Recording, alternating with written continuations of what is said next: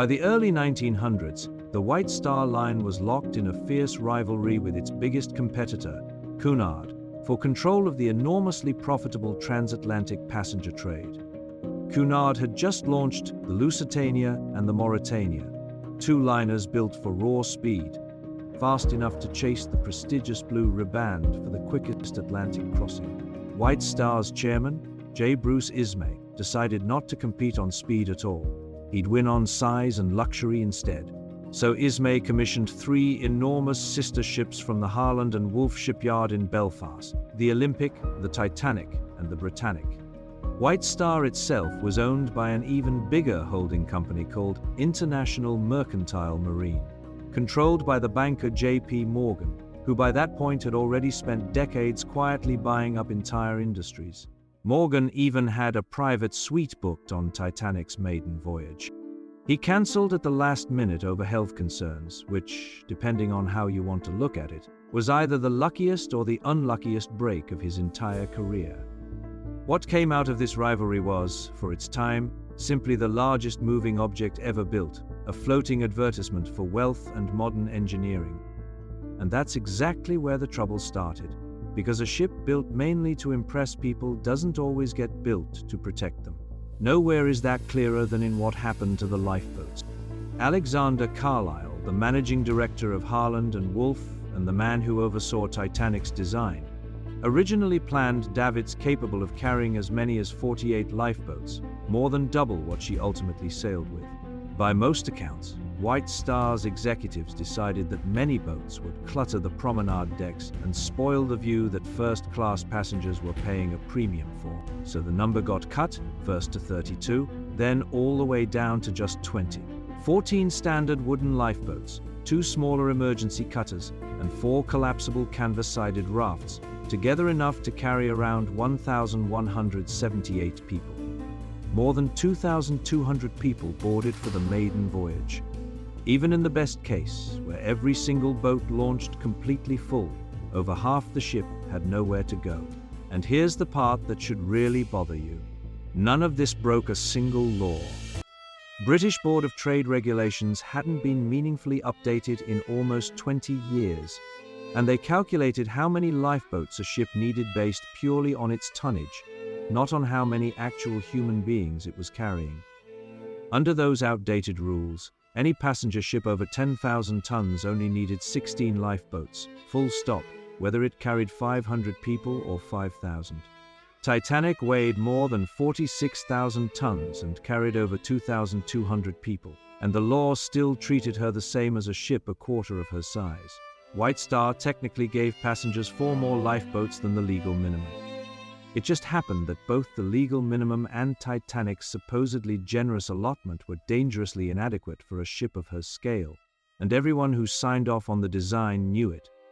There's also a lesser-known theory pointing to an even earlier corner cut. Decades later, metallurgists examining recovered pieces of Titanic's hull found that some of the rivets holding together her bow and stern plates were made of lower-grade iron instead of the stronger steel used through the rest of the ship. Quite possibly because the shipyard was racing to finish 3 massive liners at once and couldn't find enough skilled workers to run the hydraulic riveting machines everywhere they were needed. It's a contested theory, not a settled fact, but it fits an uncomfortable pattern. At nearly every stage of building this ship, whenever cost or speed came up against safety margin lost. None of this would have mattered quite as much if everyone involved hadn't been so thoroughly convinced the ship simply could not sink. That belief didn't come out of nowhere, though it also didn't come from White Star flatly declaring the ship unsinkable. The phrase actually traces back to a 1911 trade publication called The Shipbuilder, which described Titanic's watertight compartment system as making her practically unsinkable. A reasonable enough engineering claim about a genuinely innovative safety feature. By the time the press and the public got hold of it, practically unsinkable had quietly turned into just plain unsinkable, no qualifications attached. That manufactured confidence had real consequences. A mandatory lifeboat drill had actually been scheduled for the Sunday morning of April 14th, hours before the collision. Captain Edward Smith cancelled it, and no official reason was ever recorded.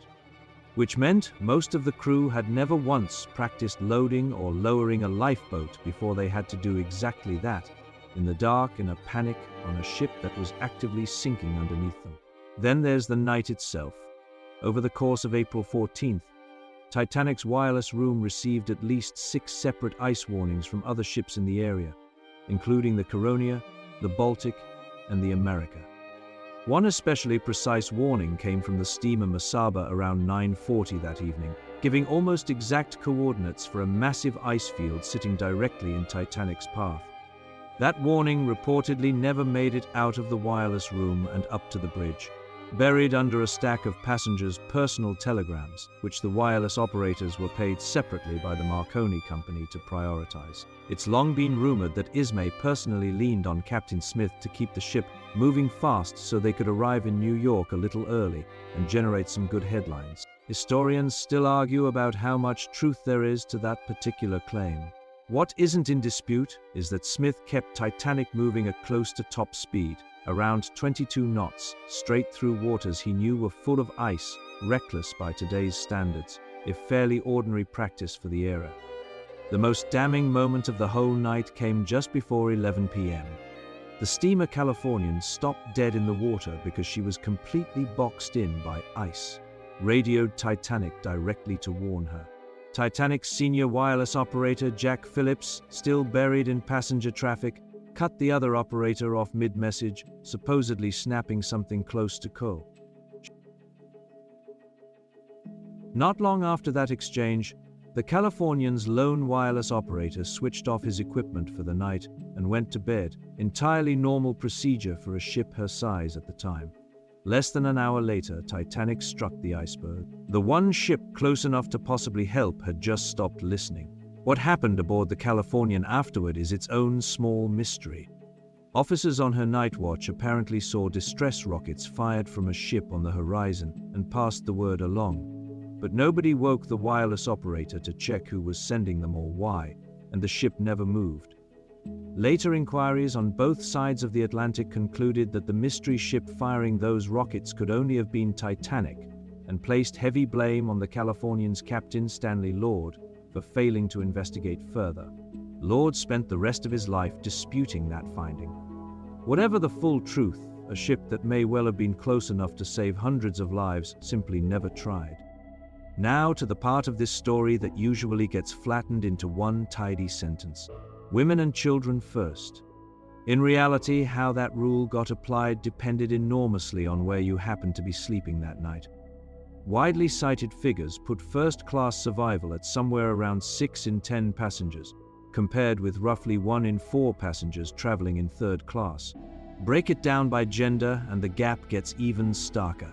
Nearly every first-class woman aboard made it off alive, while barely half of the women traveling in third class did. Some of that came down to plain geography, since third-class cabins sat deep in the ship, far from the boat deck, connected by a maze of narrow corridors that many passengers, plenty of them immigrant families with little English, had never had reason to learn their way through.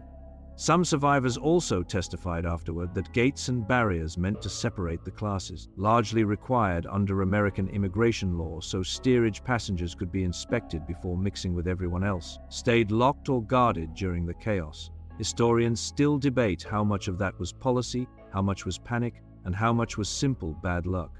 What isn't up for debate is the outcome. Where you were allowed to stand on that ship mattered just as much as any life jacket. Few people paid a steeper price for all of this, reputation-wise, than Bruce Ismay himself, the man widely blamed for cutting the lifeboats in the first place. Ismay survived the sinking by climbing into a collapsible boat as it was being lowered, insisting afterward that there were no women or children nearby to take the seat instead. He made it to New York alive and immediately became one of the most hated men in the country. Newspapers branded him a coward, some nicknaming him J. Brute Ismay. Both the American and British inquiries formally cleared him of any legal wrongdoing. It didn't matter to the public. He resigned from White Star within a couple of years and spent the rest of his life largely out of view. Back to the story. Once the scale of the disaster became public, both the United States and Britain opened formal inquiries. The American hearings, led by Senator William Alden Smith, moved fast, partly because Smith wanted to question surviving crew and executives, Ismay included, before they could sail home to Britain and slip out of American jurisdiction. The British inquiry, led by Lord Mersey, followed soon after. Both landed on the same uncomfortable conclusions: outdated lifeboat regulations, a wireless system with no consistent standards, and a captain who kept his ship at speed through known danger. And yet the actual consequences for White Star Line were remarkably light. The company's American operating arm invoked an old 19th-century maritime law that let a, quote, shipowner cap their liability at the value of whatever remained of the vessel after a disaster. Since Titanic herself was sitting at the bottom of the Atlantic, White Star's lawyers argued their liability should be capped at close to nothing. The case dragged through the courts for years before settling, by most accounts, for a sum in the hundreds of thousands of dollars, a small fraction of what grieving families had originally sought, and an even smaller fraction of what 1,500 lives were actually worth. What Titanic did finally accomplish, at an unbearable cost, was forcing the shipping industry to fix problems that had been sitting in plain sight for years. In 1914, the International Convention for the Safety of Life at Sea, still known today as SOLAS, mandated that every passenger ship carry enough lifeboat capacity for every person on board, no exceptions, and no more math based on tonnage instead of head count. Ships were required to keep a continuous 24-hour radio watch, so a warning could never again go unheard just because an operator had gone to bed. And an entirely new organization, the International Ice Patrol, was created to track dangerous ice across the North Atlantic shipping lanes, a service that, remarkably, is still running today. So in the end, the Titanic wasn't really sunk by an iceberg so much as it was sunk by a long list of decisions that all happened to be made by people, not by nature. A lifeboat count settled in a boardroom, a marketing phrase that hardened into false certainty, warnings buried under paying customers' messages, and a set of rules for who got saved first that mapped almost perfectly onto who could afford the most expensive ticket.